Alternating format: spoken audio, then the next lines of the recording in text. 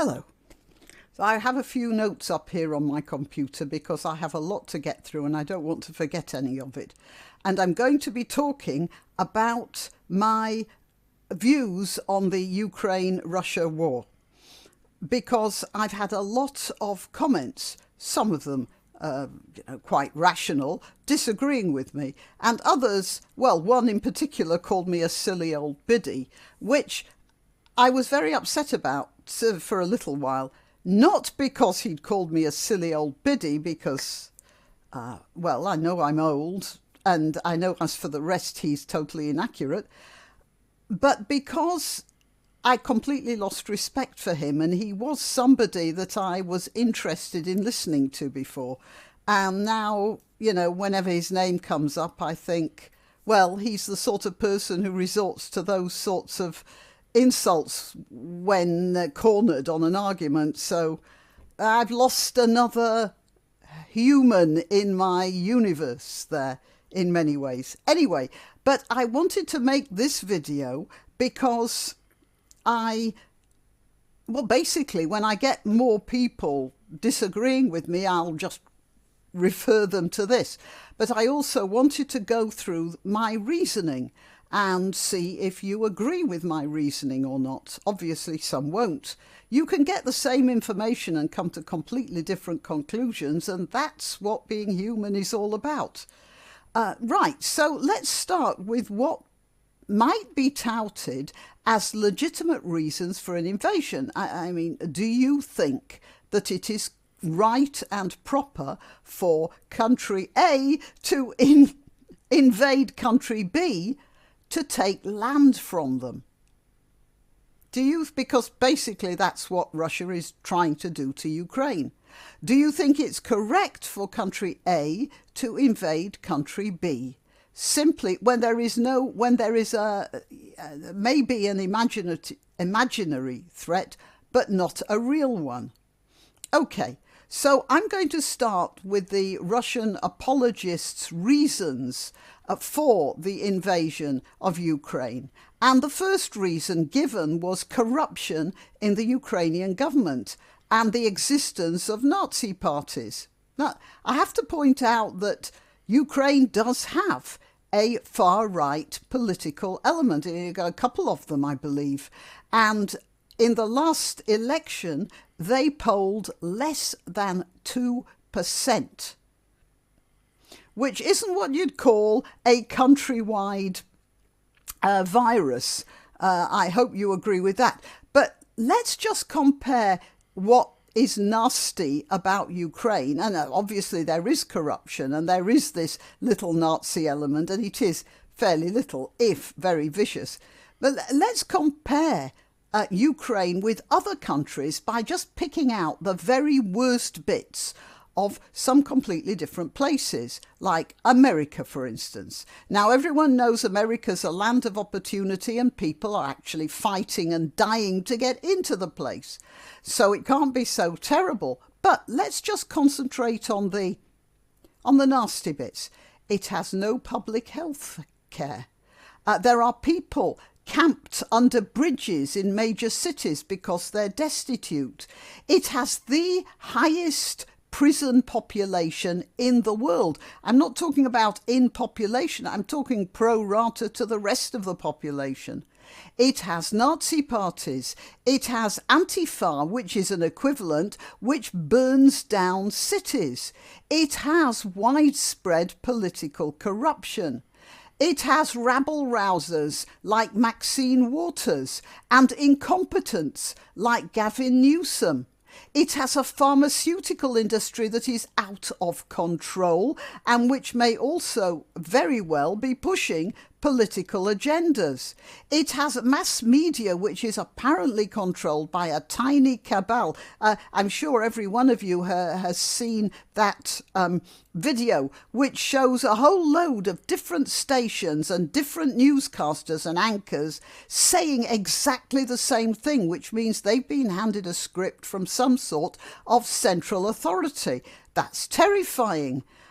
Remember, I'm concentrating on the bad things in the same way as those people on the Russian side are concentrating on the bad things in Ukraine.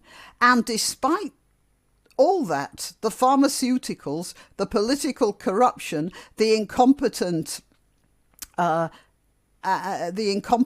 politicians, would that be a legitimate reason to invade America?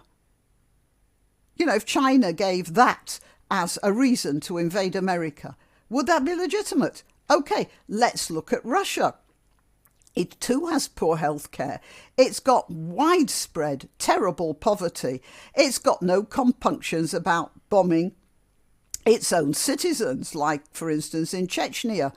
It supports the Assad regime, which has been using nerve toxins and other chemical agents against its own citizens with the help of the Russian military. It has widespread corruption. I'm talking about Russia now. It's organised by a cabal of ex-KGB operatives, and the difference in Russia between rich and poor is possibly the highest in the world. It has oligarchs who, with the blessing of the Russian government, have fabulous wealth, which they then take out of Russia and invest elsewhere in places like London. There's a lot of Russian money in London. It's not benefiting Russia at all. It's benefiting the oligarchs. Is that a reason to invade Russia? No. All right, so perhaps you'd say those are big, powerful countries and they're nuclear armed, so you can't invade them. How about something smaller, more bullyable? How about Venezuela, which has widespread starvation, which is being used by the government as a means of controlling the population? It has vicious military repression. It is corrupt and on the skids. Is that a reason to invade it? No. So whatever you think about the internal situation in Ukraine, is there a reason to invade it? From a point of view of how the internal situation is? No. Now, let's think of the necessity of the war. Russia needs Crimea because that's really the only warm water port it has. And it needs an access corridor to Crimea. So is that a reason to negotiate a lease or a land swap of some sort? I'd say yes. Have there been such attempts? Not to my knowledge. It's true also that parts of Ukraine, the eastern part, the part that borders Russia, is more Russian than Ukrainian, and a case could be made for transfer of land. But can a case be made for a transfer by force? I'd say no. There are historically foreign parts of countries all over the world where the country had some sort of historical connection, like Putin is saying the eastern part of Ukraine was always Russian-speaking and so it should be part of Russia. Well, you know, Britain used to, or England rather, used to own and administer and have sovereignty over the port of Calais historically. Is that a reason for Britain now to go in and claim they have a historical claim on Calais? No. Now, is there a direct threat from the Ukraine? Well, Ukraine used to have Soviet nuclear weapons, and it voluntarily gave them back to Russia on the promise that Russia wouldn't invade.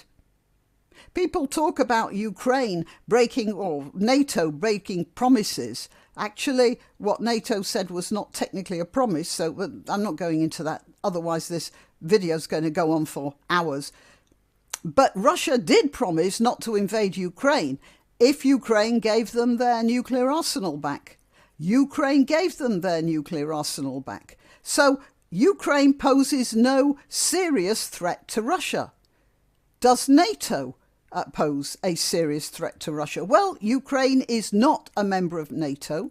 And NATO is a defensive organisation, not an aggressive one. Russia might not like it, and they might legitimately be angry about and do something about arms parked by NATO in Ukraine. But so far, that hasn't happened. So, again, can Russia legitimately say they fear Ukraine and need to subdue it?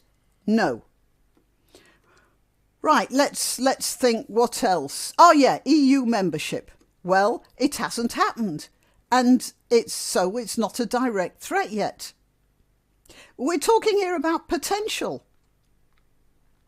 But Ukraine isn't a member of the EU.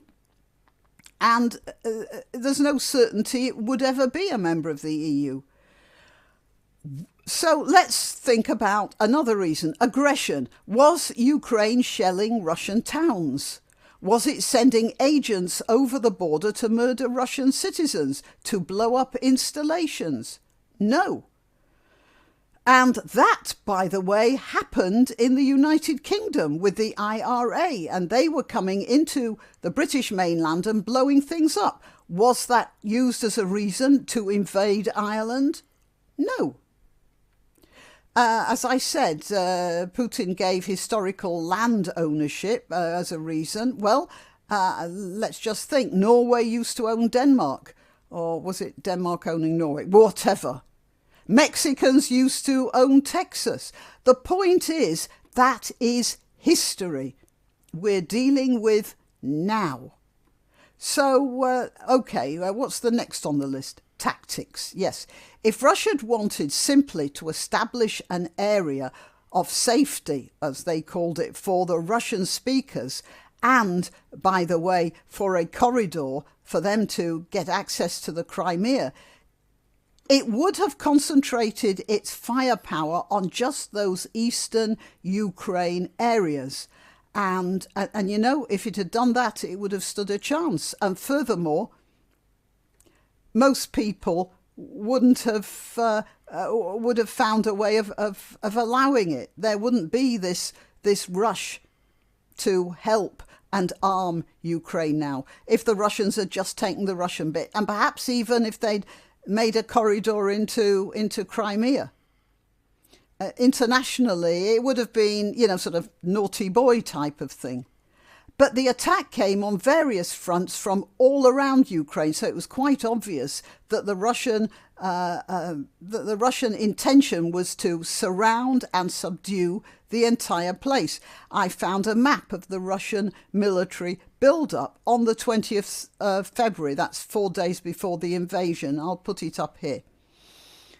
So, up to the past couple of days, Russia was concentrating very heavily on Kyiv, which is the capital, and it's in the north and well out of the way of the Black Sea corridor and Crimea. Why would they want to capture the capital? It's obvious. They wanted the whole country. So it's not just the Russian bits that they're rescuing. They wanted, it was a land grab. And from that we can infer that the tactics are not preventative. They're simply aggressive. All right, now next on the list, reasons for war. Did Ukraine start the war against Russia? No. Did Russia start the war against Ukraine? Yes. And so that is my automatic sympathy. Who threw the first punch? It was Russia. And when the Ukraine president decided that his country would not be a Russian possession, most of the country seems to have agreed with him. That is, look, now here we're into propaganda territory, I realise, so I'm going to deal with it. The only refugees whom I've seen being interviewed who blame Zelensky are the ones from the Russian-held areas in the east who are escaping to Russia. So their sympathies are with Russia, and I don't blame them. The rest, who are in Poland and Romania, for instance, all seem to be blaming Russia. Now, obviously, this is a matter of who is doing the interviewing. Obviously, the ones sympathetic to the Russian position are going to show interviews only with people who are sympathetic to the Russian position. And the ones favouring Ukraine are going to interview or show the interviews only of people who favour Ukraine. So we're getting these stories that are being fed to us by the various sides. But we can back up the position that the Ukrainians themselves are not happy about Russia or what Russia is doing, using the evidence of the resistance. If the people wanted to embrace Russia, then those Russian troops wouldn't be having such a hard time. The Ukraine army wouldn't be fighting so hard. And this implies that the Ukrainians are fighting because they don't want the Russians there, which means they agree with Zelensky, or more of them agree with Zelensky than not. Conversely, the reason the mighty Russian army isn't doing so well could mean that the soldiers don't really have their hearts in the project, that some of them haven't even been told what they're fighting for, which means that the government is ashamed of what it's doing. Now, these are the reasons I think Russia is in the wrong. First of all, they are telling lies through the Russian media. Russia is telling its citizens that Ukraine has been taken over by Nazis and that Russia has taken on the task of denazifying it. Since Ukraine elected a Jew for a president and a Jew for a prime minister, I'd say that makes it the least Nazi country in the world. As I said, the Nazi or the far-right parties polled 2% in the last elections. When you look at other countries, all free countries around the world, how many of them would elect a Jewish prime minister, let alone a Jewish head of state? Most of them wouldn't go there, however free they're supposed to be. We might wonder why the Russian government is lying to its citizens about Ukraine, about the Nazi thing, because this Nazi image is very strong. It comes from the Second World War and the national story of them fighting, it's called the Great Patriotic War, against Nazis. So it's obvious that this Nazi idea was grasped by Putin to give to his people. The answer is, when you don't have a good reason for going for a fight, you've got to make something up. And they've definitely made this Nazi story up. This isn't a matter of me being misinformed here. There's a Nazi almost a freelance unit, which was getting no help from the Ukrainian government and has now been taken into the Ukrainian armed services because they need the fighters. But it's obvious that they weren't part of the Ukrainian armed services, ever, until they were forced in there. Okay, people say, and some of my critics say, I'm being fooled by mass media, but I want to tell you, I don't watch mass media. I don't watch TV news at all. That's because I refuse to pay for a TV license. So I can't watch the news. What I do is I read various articles, including scholarly papers from sources like King's College Institute of War Studies. Of course, it's true, I find some sites more congenial to my political opinions than others. But I do make an attempt to look at contrary views. For example, sites like George Galloway's. A little while ago, I watched him talking with a guest called Gonzalo, what was his name? Gonzalo Lero Lopez, known to many of us on the internet as Coach Red Pill, but introduced by Galloway simply as a journalist and writer, without mentioning his dating advice. And Galloway sat listening to Lopez, occasionally nodding his head, while Lopez gave his version of the reasons for the slow Russian advance. That was, I think, within the first 2 weeks of the invasion. He said this was because of the Russian care for people and property. As he put it, the Russians, don't want to destroy Ukraine, they want to capture it intact. So I then looked at aerial pictures of Mariupol before and after, and I have to say, I could see no evidence whatsoever of care. In fact, Mariupol looked like Dresden after the Brits had finished with it towards the end of World War II. And I think most agree that the bombing of Dresden, while not without justification, was just about the most vicious and destructive non-nuclear attack of the whole war. As a matter of fact, Lopez, who insisted he knew best, was proclaiming that Russia wouldn't attack at all, and he was maintaining this right up to the moment when they did attack, whereupon, it seems, he took his video down. So no, Lopez is no better at assessing that situation as he is at giving dating advice.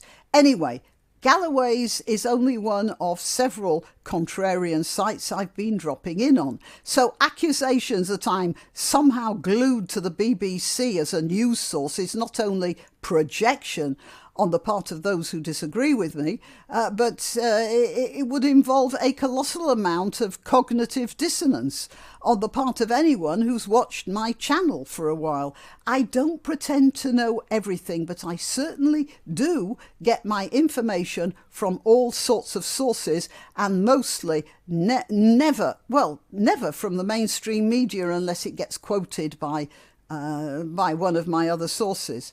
I was amused by what one commenter said. He said, I don't understand why she's so anti-Russian. Well, first of all, I'm not anti-Russian.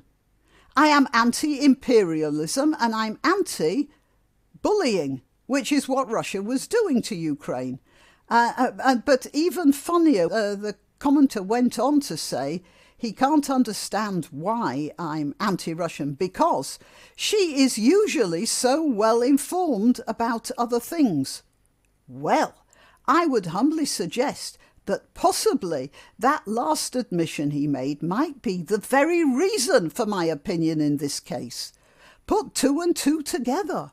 Now, that doesn't mean to say you have to agree with me. You're allowed to think that I have reached the wrong conclusions. After all, people do. They get the same information and reach different conclusions. But what you're not allowed to do is insult me for my opinions. And that's because when you insult me, I stop thinking of you as someone who has a reasonable, if opposing, opinion. And it just makes me think that having no reasonable argument and knowing it, you're showing yourself to be an idiot and knowing it. I do hate thinking of people as idiots. It spoils my optimism in humanity. So that is my view on the current situation. I am Graniopteryx. I am on YouTube, Rumble, BitChute and Minds. I'm at Graniopteryx on Twitter, Gab and Parler. And I'll let you know about new uploads on one of those platforms. Please like my channel, subscribe, click that bell if you're on YouTube, and share. Remember the like button, and support my channel if you can. Until next time. Why not treat yourself or a favoured relative or friend to these magnificent examples of merch? The mugs and t-shirts come in the Graniopteryx design or Granbo with a firearm or the more deadly knitting needles. Go to www.graniopteryx.com and whatever platform you're watching this on, please click like, subscribe and share.